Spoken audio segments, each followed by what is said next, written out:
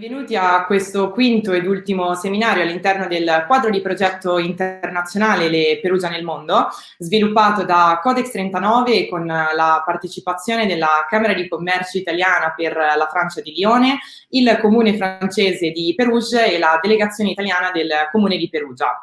L'oggetto di questo nostro ultimo incontro sarà il turismo, precisamente il turismo culturale, ossia orientato al patrimonio artistico e culturale delle due città, quindi Perugia e Perugia. Ho quindi il piacere di presentarvi gli ospiti dell'incontro odierno, il dottor Michelangelo Matilli, storico dell'arte della nostra regione Umbria, e Madame Ketty Tranchina, esperta del turismo culturale ed esperienziale della regione francese Auvergne-Rhône-Alpes. Donc, bienvenue Madame Ketty Tranchina et merci pour être ici avec nous aujourd'hui. E benvenuto Michelangelo, grazie anche a te per essere qui oggi. L'Umbria, cuore verde d'Italia, possiede un patrimonio artistico-culturale di rilievo, sia a livello nazionale che internazionale, con opere che spaziano da Giotto a Perugino, Pinturicchio, Raffaello, tanto per ricordare qualche nome. E sono proprio quei nomi che richiamano il turismo da ogni parte del mondo, e da ciò credo che nasca l'esigenza di un'offerta più vasta e variegata possibile, quindi dall'antico al moderno, dal moderno al contemporaneo. Dottor Matilli, quali sono i luoghi da cui partire alla scoperta del patrimonio artistico culturale della regione Umbria e del suo capoluogo Perugia? E soprattutto lei era a conoscenza di questa piccola Perugia in Francia che secondo la leggenda venne fondata da una colonia di Galli che, partendo da Roma verso le terre francesi, passò proprio per il nostro capoluogo umbro. Buon pomeriggio e buon pomeriggio a voi. Vi ringrazio per avermi invitato a partecipare a questa iniziativa che trovo profondamente simbolica. È bello costruire ponti e lo è ancor di più in un momento come questo. E è bello per me scoprire anche questa nuova storia, una storia che non conoscevo, una storia che ci accomuna, che ci parla di un'interdipendenza tra le nostre realtà, un'interdipendenza che c'era e che c'è stata nel passato, e un'interdipendenza che c'è, che ci parla di un'Europa e che ci fa sentire ancora più a casa nella nostra Europa. E quindi ecco, come dicevi te Gaia, è la storia di Galli, probabilmente, di Galli che vengono e tornano, e come tutti gli uomini che tornano da una qualsiasi esperienza portano con loro un nuovo bagaglio, delle suggestioni in questo caso. Mi sembra di capire un nome, no? Perugia, dalla nostra Perugia. E veniamo allora al territorio attorno alla nostra Perugia, veniamo all'Umbria. Credo che la punta di diamante di questo nostro territorio che tu mi chiedi non sia un'opera artistica in particolare, non sia un autore, non sia un luogo, ma possiamo riscontrare questa punta di diamante nella tipicità dell'arte umbra, che come molta arte italiana vive nel suo territorio, vive in un contesto specifico, a volte mutato, ma sovente non così distante dal contesto d'origine, non così distante dal dove e dal come l'artista o l'architetto l'avevano pensato. Alcuni meravigliosi esempi di ciò li troviamo a Perugia, ad esempio. Uno è la Fontana Maggiore, una fontana costruita nel 1277 per portare, perché era completato l'acquedotto che portava acqua all'acropoli della città, la parte alta della città di Perugia, una fontana che apparteneva al popolo, una fontana che ci parla di un bene comune, sulla quale era raffigurata la personificazione della città di Perugia, sulla quale sono raffigurati i simboli di Perugia, il grifone e il leone che troviamo ancora a dominare quella piazza. E un altro monumento che ci parla di questo profondo legame tra arte e territorio che si conserva in Umbria è l'Abbazia di San Pietro, una delle più incantevoli chiese della città, che conserva al suo interno non solo dei capolavori, ma anche un archivio di inestimabile valore storico-culturale e soprattutto la tradizione di orto medievale, quindi natura e arte.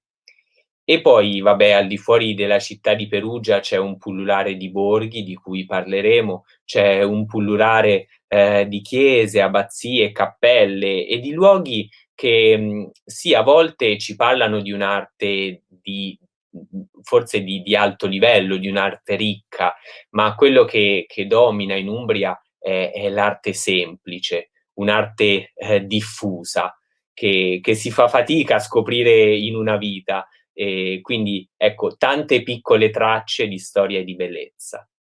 Bene, grazie dottor Matilli per aver condiviso con noi alcuni dei luoghi più importanti che contribuiscono a rendere così ricco e affascinante il nostro territorio. Tra tutti la Fontana Maggiore, simbolo, icona per eccellenza per tutta la comunità perugina. Et donc, maintenant, je voudrais écouter la partie française. Alors, Madame Franchina, la région Auvergne-Rhône-Alpes porte aussi une riche et longue histoire artistique qui rayonne grâce à ces institutions culturelles très dynamiques. La région, les départements et en particulier la ville de Pérouges sont célèbres pour la musique, les théâtres, les patrimoines culturels, les cinémas. Et donc, pourriez-vous nous dire quels sont les poids d'intérêt du patrimoine culturel en Auvergne-Rhône-Alpes et à Pérouges destinés à valoriser la scène artistique contemporaine? Et encore, avez-vous connaissance d'une autre Pérouges, dans ces cas italienne?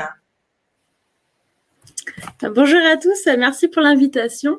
Oui, bien sûr qu'on connaît la Perugia italienne. On peut parler bien sûr de Lyon, qui est très riche. Il y a l'Institut d'art contemporain, il y a aussi le Musée d'art contemporain et sa petite annexe partenaire qui est la Maison des arts contemporains de Pérouges, qui accueille en résidence des artistes de la scène française et internationale et depuis une 60aine d'années maintenant.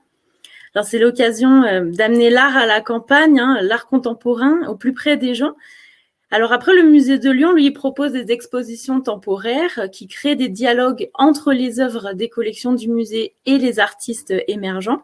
Après, on a aussi des événements qui sont très importants, comme la Biennale d'art contemporain à Lyon, qui se tiendra du coup en 2022 pour la prochaine édition. Alors, en résonance à Pérouges, on a une exposition spéciale qui est organisée à cette occasion. La Biennale d'art, elle alterne avec la Biennale de la danse. Donc, cette année, ce sont les chorégraphes africains qui seront mis à l'honneur. Donc là, c'est directement la ville et ses rues qui vont servir de décor à ce grand défilé. Après, il y a aussi des festivals, comme le festival Peinture Fraîche, qui se situe dans la Halle de Bourg à Lyon. Donc, c'est autour du street art. Il y a des jeunes artistes qui proposent de s'exprimer autour de divers arts culturels, dont la peinture.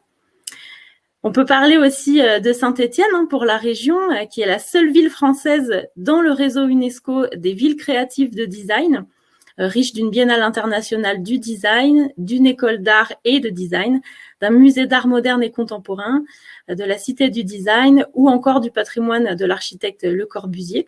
Donc, elle reste vraiment la référence française dans l'échange international autour de la création. Il y a aussi les expositions du musée d'Igny à Villefranche-sur-Saône qui ont souvent des très belles thématiques très actuelles, comme Elle, question de genre, qui met en relief les sensibilités, questionnant le féminin, le masculin.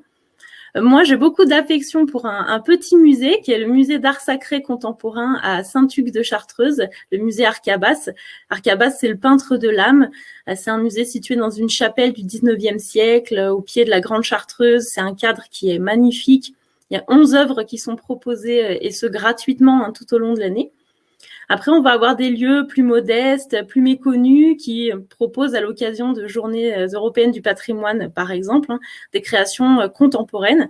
Donc la dernière que j'ai eu l'occasion de voir, c'était à l'abbaye d'Ambronay, toute proche de Pérouges. Ça s'appelait Exploration. Et c'était vraiment quand les percussions résonnent avec le patrimoine médiéval. Donc c'était vraiment très intéressant. Et puis, à Pérouges, on a le musée qui propose régulièrement l'été des expositions d'artistes contemporains. On a eu un sculpteur catalan, José Subirà Puig, mais aussi des peintres. Et plus récemment, une exposition de lithographie de Marc Chagall. Et puis, à 50 minutes de Pérouges, dans le Bugey, on a aussi le Centre d'art contemporain de Lacou. C'est un tout petit village, mais il propose des résidences et des expositions qui sont très variées et très intéressantes. Merci, Madame Tranchina, c'est très intéressant. Je pense notamment que la Biennale d'art contemporain est une opportunité unique pour les touristes des passages à Pérouges. Mais en général, je vous adresse mes félicitations pour les patrimoines artistiques et culturels que possède votre région. Ora vorrei andare più nello specifico con il dottor Matilli. Qual è stata la natura degli scambi internazionali in epoca antica tra l'Italia e la Francia? Possiamo dire che la tradizione, l'intensità degli scambi italo-francesi in ambito culturale è ben nota. In particolare, in considerazione di quanto appena enunciato, la regione Umbria e la città di Perugia hanno subito influenze artistiche francesi? E nello specifico è possibile ritrovare il movimento artistico contemporaneo già nella città francese di Pérouges e viceversa? Sì, certamente, ci sono state influenze. Parlavamo, no, nella mia precedente risposta ho parlato di un'interdipendenza. Questa interdipendenza c'è stata, e c'è, e non è solo dal punto di vista artistico. Certo, dovremmo studiare per vedere, per scoprire magari delle cose in comune, vere, delle vite che possano accomunare la nostra Perugia alla cittadina di Pérouges.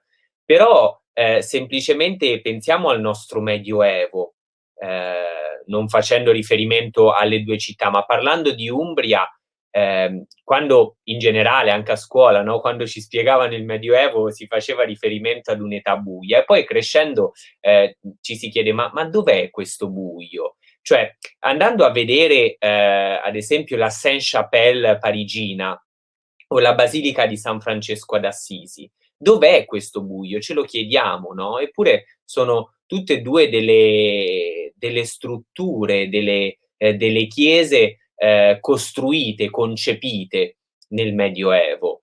Non ho preso queste due chiese a caso, non ho citato questi due luoghi casualmente, perché ne potrei citare tantissimi altri, sia in Francia che nella nostra Italia. Ma nella basilica dedicata al santo di Assisi, a Francesco, al santo patrono d'Italia, che fu magnificamente costruita in tempi record tra il 1228 e il 1253, l'anno della consacrazione, lì sul Colle dell'Inferno. Bene, all'interno di questa basilica troviamo una delle testimonianze originarie del gotico in Italia.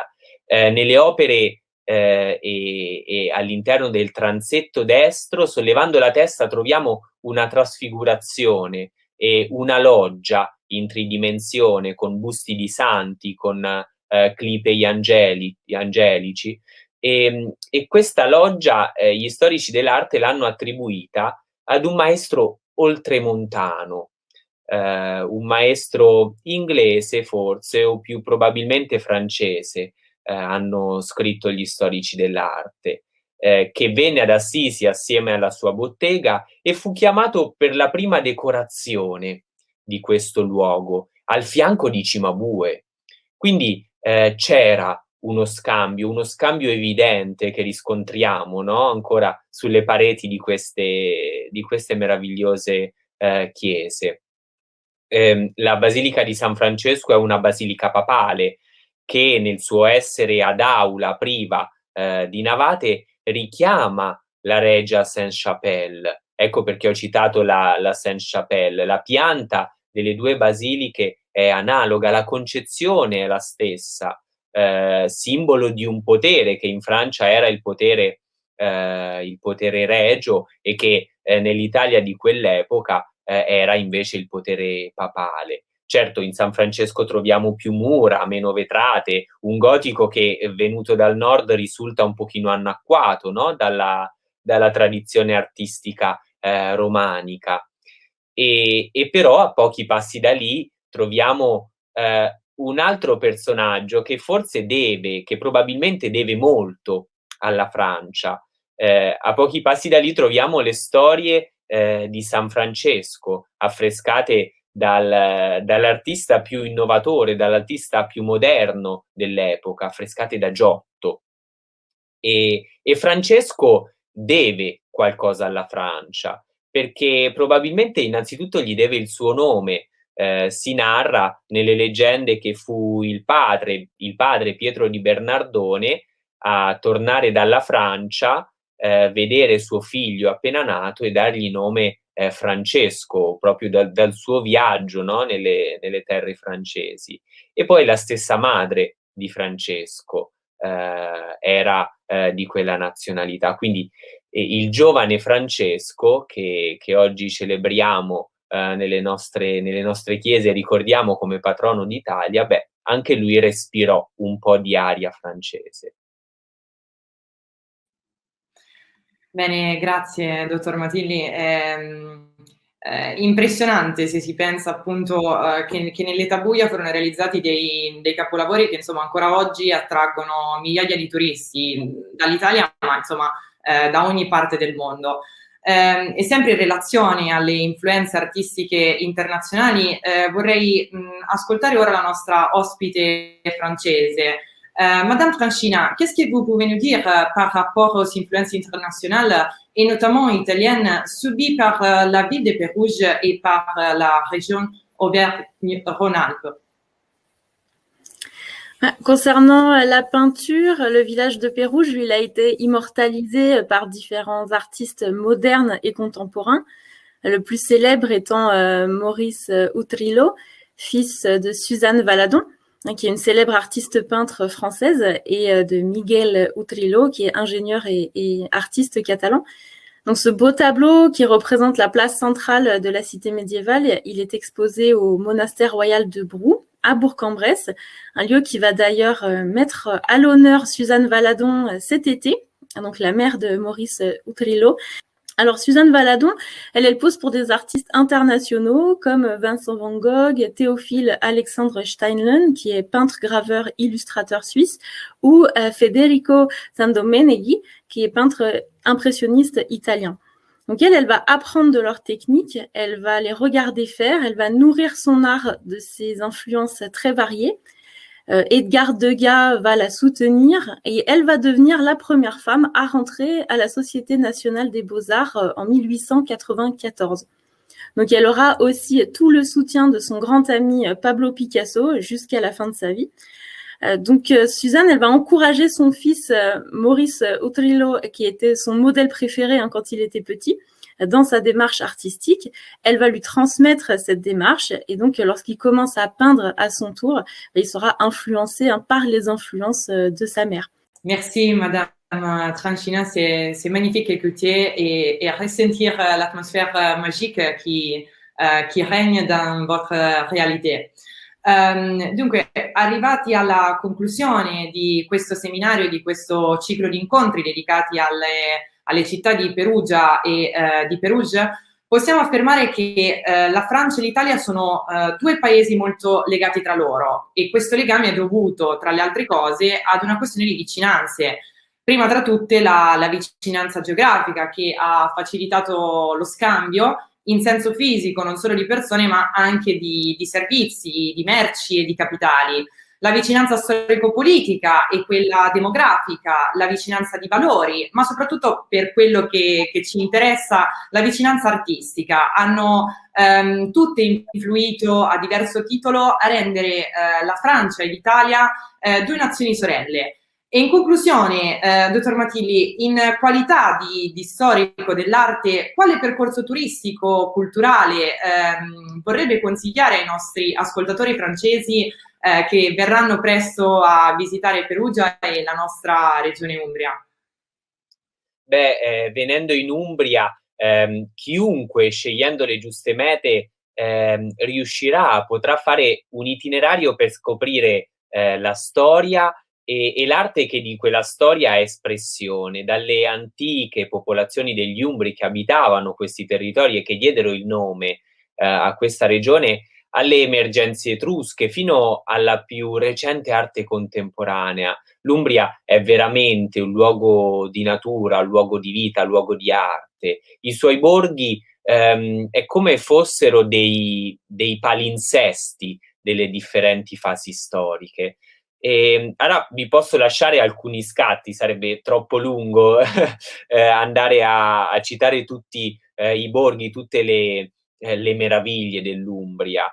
Vi lascio degli scatti come fossero degli scatti fotografici, dei luoghi più celebri, dei luoghi iconici, più significativi. Innanzitutto Gubbio, e partiamo da Gubbio perché vi è conservata una delle testimonianze più antiche delle popolazioni che abitavano queste terre, gli Umbri appunto. Le 7 tavole ugubine sono ancora visibili nella cittadina e ci parlano di tradizioni di espiazione della città. Sono veramente un reperto di inestimabile valore. A Gubbio c'è poi il 15 maggio la festa di Sant'Ubaldo, la cosiddetta Corsa dei Ceri, una delle tradizioni, delle festività medievali più affascinanti di tutta Italia.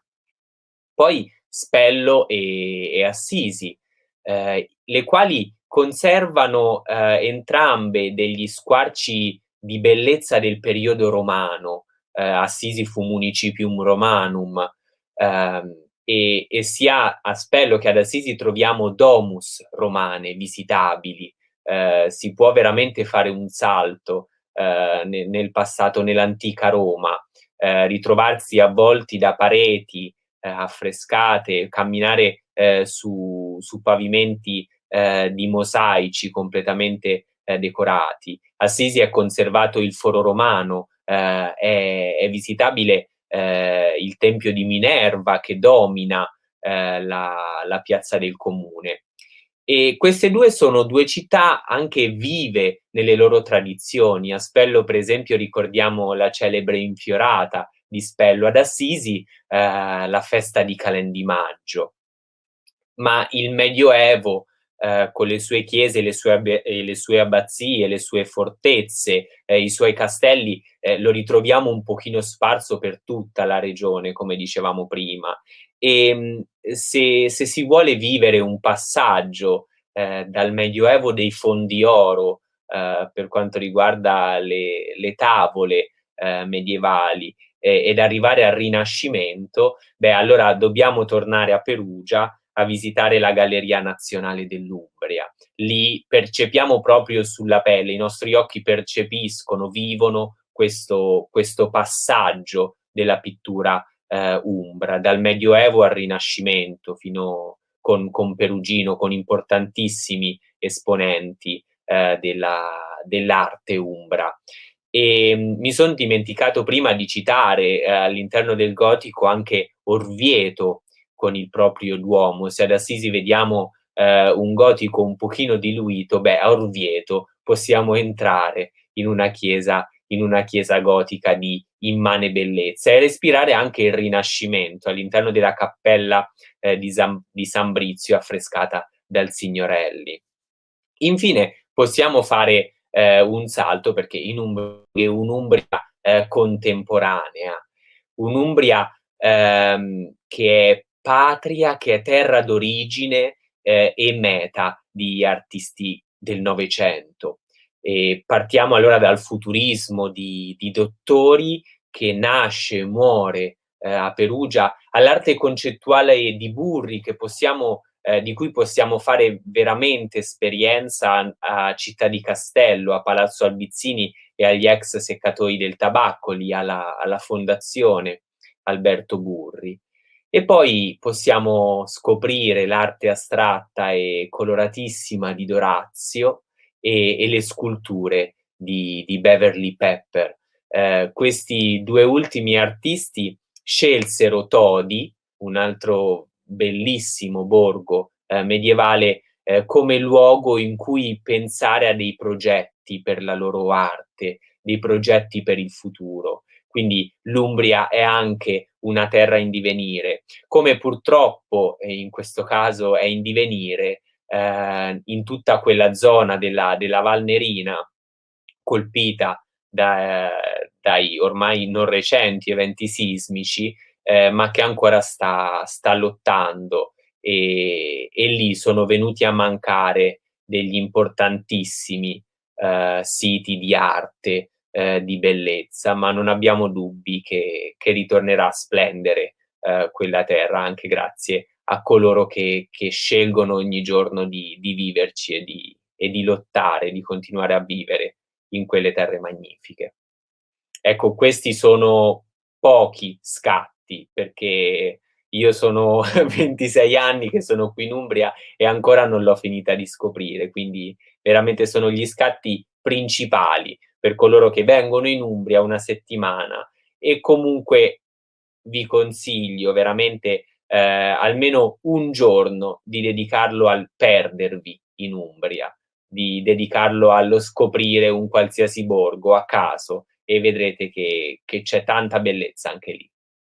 Bene, la ringrazio Michelangelo per averci proposto un viaggio turistico in Umbria all'insegna dell'arte e della cultura, quindi da Perugia, ad Assisi, a Spello, a Orvieto. Siamo circondati da bellezze inestimabili, e se volessimo riprendere la campagna lanciata dall'assessorato alla cultura di Perugia, potremmo dire: la bellezza ci aspetta. Et donc, en conclusion, Madame Franchina, en tant qu'experte du développement du territoire, quel itinéraire de tourisme culturel soyez-vous recommandé à nos auditeurs italiens qui viendront bientôt visiter Pérouge et votre merveilleuse région? Ouais, c'est difficile, hein. Pour moi, le meilleur itinéraire, c'est vraiment celui qu'on n'a pas prévu, c'est celui qui nous porte d'une surprise à une autre. Mais si on aime le tourisme culturel au sens large, on a vraiment de quoi faire dans notre très grande région qui est magnifique. Alors, en partant au plus proche de l'Italie, moi j'ai un coup de cœur quand même, qui est la balade des forts de l'Essaillon, dans un village qui s'appelle Ossois, en Haute-Maurienne, parce que le lieu est vraiment superbe, en pleine montagne. On va d'un fort à un autre à la découverte d'une histoire de frontière. Donc c'est vraiment un très très bel endroit. Après, il y a bien sûr des incontournables, parce qu'on a tellement d'endroits magnifiques dans la région. On a des très belles villes avec des musées d'art, des musées d'histoire. Alors j'aime particulièrement Grenoble parce que son histoire est très liée aux migrations italiennes. La ville déborde de musées qui sont gratuits. Moi, je recommanderais le musée dauphinois qui parle des gens de l'Alpe, mais aussi la crypte archéologique Saint-Laurent, la maison Bergès, où on y découvre les premiers pas de l'hydroélectricité, mais aussi des œuvres d'Alphonse Mucha. Et il y a aussi le domaine de Visil, le musée de la Révolution française. En Isère, donc dans ce département, il y a aussi des très jolis villages. Pour n'en citer qu'un, ce serait Saint-Antoine-l'Abbaye. Et non loin de là, il y a aussi le site de la Grande Chartreuse, qui est vraiment magnifique à visiter. Après, en Savoie, il y a de très jolies villes, mais il y a aussi de superbes paysages. Pour les villes, je recommande Annecy et son lac et ses châteaux. Sinon, il y a aussi Chambéry, qui n'est pas très loin. Il y a aussi des petits bourgs médiévaux, Conflans, Bonneval-sur-Arc ou Ivoire, qui sont vraiment charmants. On a déjà parlé un peu de Lyon. Alors, Lyon, c'est vraiment une superbe ville qui est classée à l'UNESCO parce que d'un seul coup d'œil, on peut voir 2000 ans d'histoire. Je conseille alors peut-être plus particulièrement l'Institut Lumière parce que le cinéma doit beaucoup aux frères Lumière. et leur villa est juste très belle. Il y a aussi la basilique de Fourvière qui reste un incontournable où on voit vraiment toute la ville. C'est un palais doré dédié à la Vierge Marie. Et puis, il y a aussi la Fête des Lumières, 4 jours de spectacles superbes qui font rêver petits et grands autour du 8 décembre. Après, chaque département a des sites remarquables. Donc, dans l'Ain, ce serait Pérouges, et puis son patrimoine environnant. Donc, il y a le village de Saint-Sorlin-en-Bugey. Il y a aussi l'abbaye d'Ambronay, le château des Alimes ou le monastère royal de Bourg-en-Bresse, qui sont des immanquables. C'est une histoire d'amour, ce monastère royal. Donc, je recommande vraiment ce site qui est sublime. Plus au sud, si on a envie de trouver d'autres paysages et beaucoup de soleil, on peut aller en Drôme. Moi, j'aime beaucoup le palais idéal du facteur Cheval. Voilà l'histoire d'un homme un peu fou qui a fait son monument très personnel, mais aussi les beaux villages de Grignan avec son immense château. Il y a aussi Mirmande, la Garde à Desmar qui sont des témoins de l'histoire. En Ardèche, j'aime beaucoup le site de la grotte Chauvet, ce site préhistorique majeur avec de superbes peintures. Il y a aussi les villages de Labaume et ses dolmens, Boussieu-le-Roi, Saint-Montan, Vaugué. Vraiment, en Ardèche, ça respire le sud, la nature et l'histoire. C'est magnifique. Si on va un petit peu plus à l'ouest, on change complètement de paysage en Haute-Loire. Il ne faut pas manquer le Puy-en-Velay, son quartier cathédrale.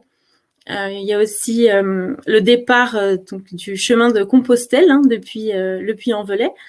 Il y a la forteresse de Polignac qui domine et qui est un inratable. Il y a l'adorable village aussi de Lavaudieu qui est un véritable havre de paix.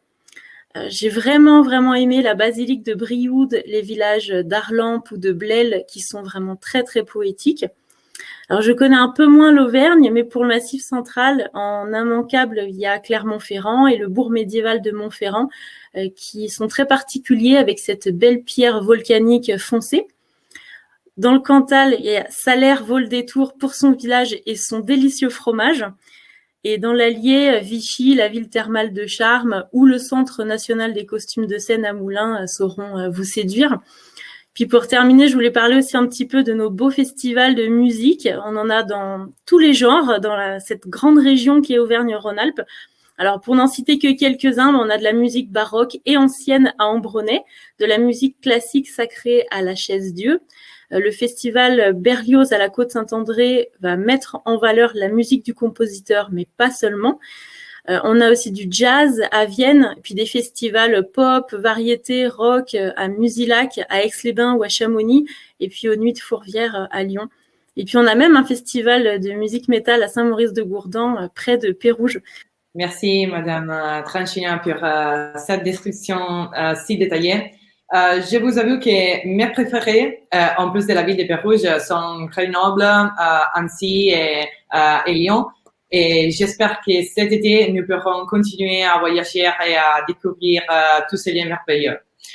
E dunque, in conclusione di questo seminario, oltre al ricco patrimonio artistico e culturale che possiedono le regioni dell'Umbria e dell'Auvergne-Rhône-Alpes, sono emersi come punti di contatto i periodi storici del Medioevo e del Novecento che hanno contribuito in maniera rilevante a rafforzare il patrimonio artistico-culturale delle due città e delle due regioni, lasciando come traccia del loro passaggio a Perugia un'importante raccolta d'arte di diversi dipinti medievali e rinascimentali, quindi da Piero della Francesca a Perugino, che possiamo trovare presso la Galleria Nazionale dell'Umbria. E nella ville francese di Perugia invece abbiamo la fortuna di poter visitare la MAC, la Maison des Arts Contemporaines, che ospita da circa 60 anni i capolavori degli artisti francesi ed internazionali. Senza tralasciare questa magnifica sensazione di libertà, di magia che sembra attrarre artisti da ogni dove nel centro di Perugia.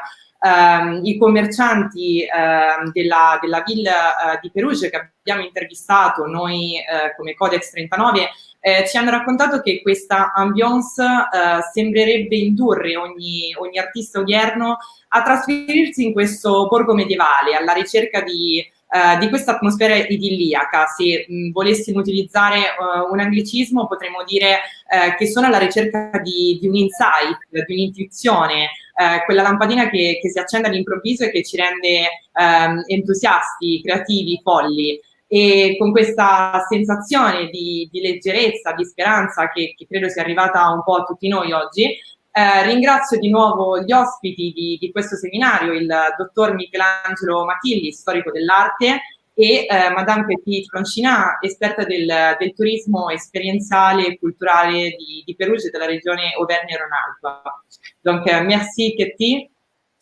Merci. E grazie Michelangelo per essere stato qui con noi oggi. Grazie a voi, grazie a voi. Come sapete, e lasciatemi aggiungere, purtroppo siamo giunti alla fine anche di questo breve ma intenso ciclo di incontri. Sono davvero tante le nozioni, le informazioni, le notizie emerse dai diversi seminari, per cui un ringraziamento particolare va sicuramente a tutti gli ospiti italiani e francesi che hanno reso particolarmente interessante e di una rilevanza straordinaria questa nostra iniziativa. Spero che anche per i nostri ascoltatori sia stato un momento di scambio, di vicinanza, di incontro particolarmente sentito, e l'augurio che mi sento di fare a tutti coloro che in maniera diretta e indiretta hanno partecipato, sostenuto e creduto nella nostra iniziativa, e che questa sia soltanto l'inizio di una meravigliosa pagina che abbiamo cominciato a scrivere insieme. Per noi Codex 39 non è stato facile vincere la sfida del digitale, soprattutto nell'ambito delle relazioni internazionali, ossia compro e scambio tra culture differenti. Eppure ci siamo riusciti, vincendo appunto quella sfida che da marzo dell'anno scorso stiamo affrontando in ogni parte del mondo, la digitalizzazione. Abbiamo visto come attraverso l'uso di piattaforme social o web l'individuo di oggi può estendere i confini e gli orizzonti delle proprie relazioni ben al di là del territorio in cui è fisicamente presente. E noi, Codex 39, ci auguriamo di avervi fatto immergere, seppur virtualmente, nelle meravigliose realtà di Perugia e Perù.